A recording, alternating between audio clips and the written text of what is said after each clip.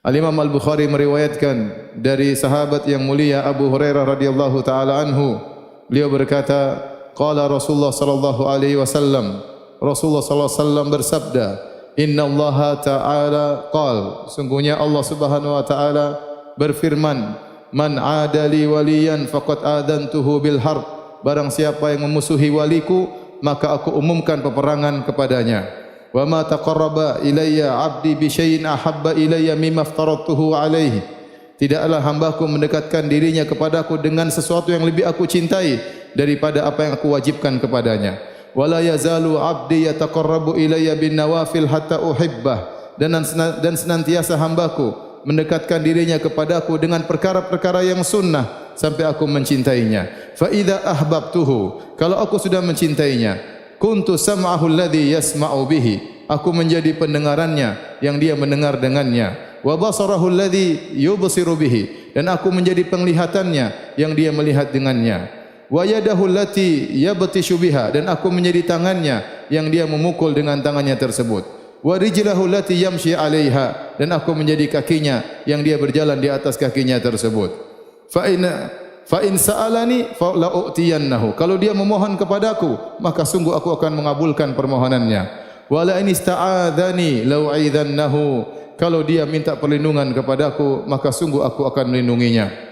Hadis ini hadis yang sahih yang diriwayatkan dalam Sahih Al-Bukhari, menjelaskan tentang hakikat seorang wali, yang barang siapa memusuhi wali tersebut maka sungguh dia telah diajak berperang oleh Allah Subhanahu wa taala. Dia akan diperangi oleh Allah Subhanahu wa taala.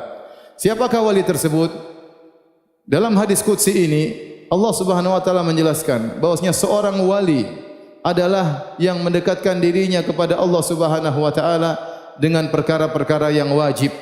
Setelah itu dia pun berusaha mendekatkan dirinya kepada Allah dengan perkara-perkara yang sunnah, dan selalu demikian, wala yazalu abdi, yaitu hambaku senantiasa mendekatkan dirinya kepadaku dengan perkara-perkara yang sunnah. Dan apa buahnya? Buahnya jika dia menjadi seorang wali, kata Allah, hatta uhibbah, aku pun mencintainya. Dan jika Allah sudah mencintainya, maka Allah akan menjadi pendengarannya, jadi penglihatannya, jadi tangannya, jadi kakinya. Dalam sebagian riwayat, ya, walisanahu alladhi yantiqu bihi, maka aku menjadi lisannya yang dia berbicara dengan lisan tersebut. Wa qalbahu alladhi yaqilu bihi, dan aku menjadi hatinya yang dia berfikir dengan hatinya tersebut. Ini adalah buah dari perjuangan seorang menjadi seorang wali Allah Subhanahu wa taala. Maka senantiasa dia akan diberi taufik oleh Allah Subhanahu wa taala. Allah akan menjaga pandangannya. Dia tidak akan melihat sembarangan. Kalau dia ingin melihat keburukan, maka Allah akan memalingkannya. Kalau ada hal-hal buruk yang mungkin terlihat, maka dia akan menghindarinya. Allah juga akan menjaga pendengarannya. Dia akan dibuat gelisah jika mendengar hal-hal yang buruk. Dia tidak suka mendengar perkara-perkara yang ghibah, bahkan dia dijauhkan dari hal-hal yang buruk untuk didengarkan. Hatinya menjadi benci untuk mendengarkan perkara-perkara yang haram. Demikian juga tangannya, demikian kakinya, dia tidak akan melangkahkan kakinya, ya, menuju hal-hal yang diharamkan oleh Allah Subhanahu wa taala. Ada seorang salaf, tatkala dia sakit kemudian kakinya harus diamputasi. Tatkala kakinya diamputasi, dia berkata, demi Allah, ini kaki tidak pernah aku gunakan untuk melangkahkan menuju kemaksiatan kepada Allah Subhanahu wa taala. Demikian juga tatkala dia hendak berbicara, maka lisannya diberi taufik oleh Allah Subhanahu wa taala, dibimbing oleh Allah Subhanahu wa taala, maka dia tidak sembarang berbicara. Dia akan memilih kata-kata yang baik untuk dia utarakan. Dan dia akan dijaga hatinya. Dia tidak akan memikirkan hal-hal yang buruk, sehingga dia dibimbing oleh Allah Subhanahu wa taala selalu. Bukan maksudnya seorang wali adalah seorang yang maksum, yang tidak mungkin salah, karena kemaksuman al-ismah hanya untuk para nabi, ya alaihi wassalatu wassalam. Tetapi maksudnya secara umum mereka senantiasa taat kepada Allah Subhanahu wa taala, senantiasa menjauhkan diri mereka dari kemaksiatan kepada Allah Subhanahu wa taala. Kalaupun mereka bersalah, berdosa, mereka segera kembali kepada Allah Subhanahu wa taala. Inilah ciri-ciri dari wali Allah Subhanahu wa taala. Bukan maksud dari hadis ini bahwasanya jika seorang sudah dicintai oleh Allah Subhanahu wa taala, lantas kemudian Allah bersatu dengannya sebagaimana yang dipahami oleh pemahaman hululiyah dan ittihadiyah, atau bahasa kita wahdatul wujud, bahwasanya Allah bersatu dengan hambanya. Ini adalah kekufuran dan ini adalah kesyirikan.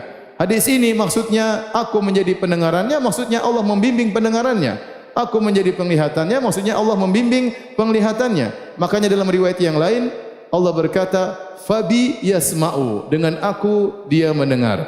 Fabi yubsiru, dengan akulah dia melihat. Artinya dengan bimbingan Allah Subhanahu wa taala. Kenapa? Karena dalam hadis ini Allah menetapkan ada Allah, ada hamba.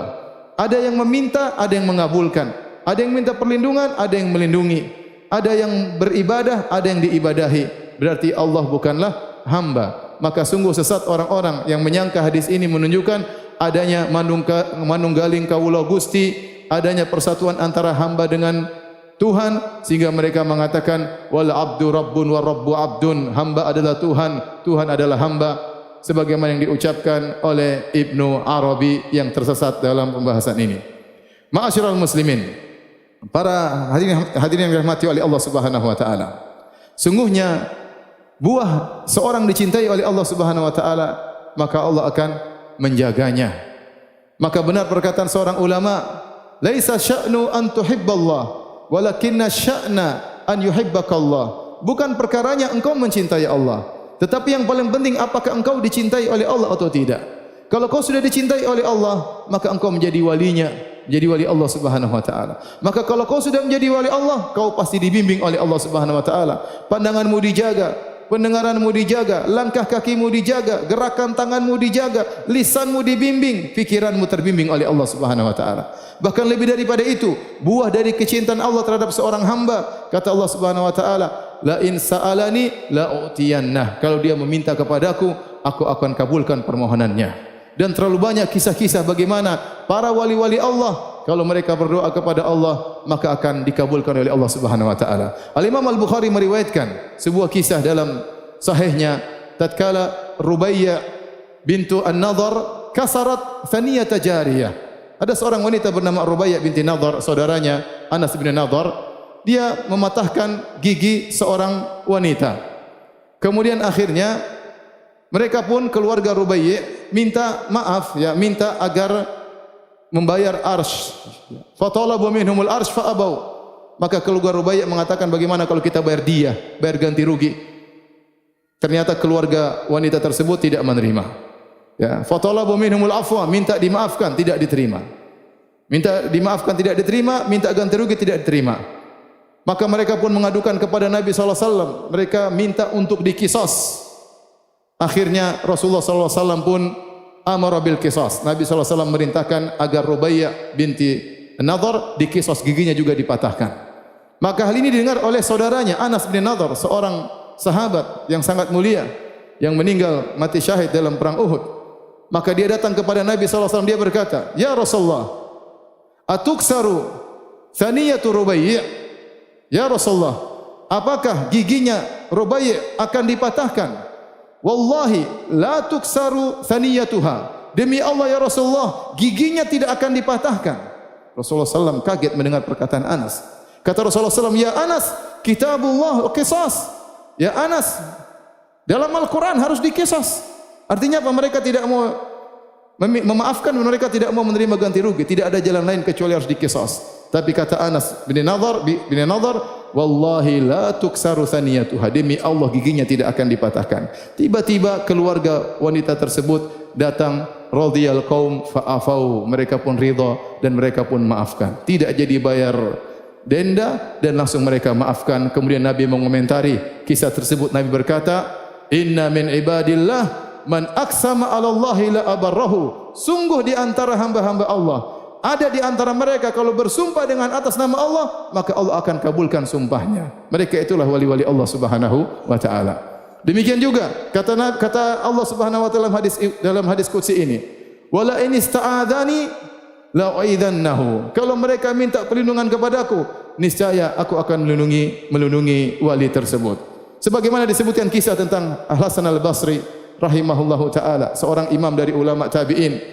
Tatkala dia dikejar oleh Hajjaj bin Yusuf As-Saqafi untuk ditangkap, maka al-junud pasukan mengejar Hasan al-Basri. Maka Hasan al-Basri kemudian bersembunyi di rumah salah seorang. Kemudian dia pun berdoa kepada Allah Subhanahu wa taala. Maka datanglah pasukan tersebut masuk ke rumahnya dan mereka mencari, periksa sana sini, mereka tidak menemukan Hasan al-Basri. Kemudian mereka pun laporkan kepada Hajjaj, wahai Hajjaj, sungguhnya Hasan al-Basri tidak ada. Kata Hajjaj bin Yusuf al-Thaqafi, ada, tetapi Allah menutup mata-mata kalian. Aqulu qawli hadza astaghfirullah li wa lakum wa lisa'iril muslimin min kulli dhanbin wa khati'ah fastaghfiruhu innahu wal ghafurur rahim.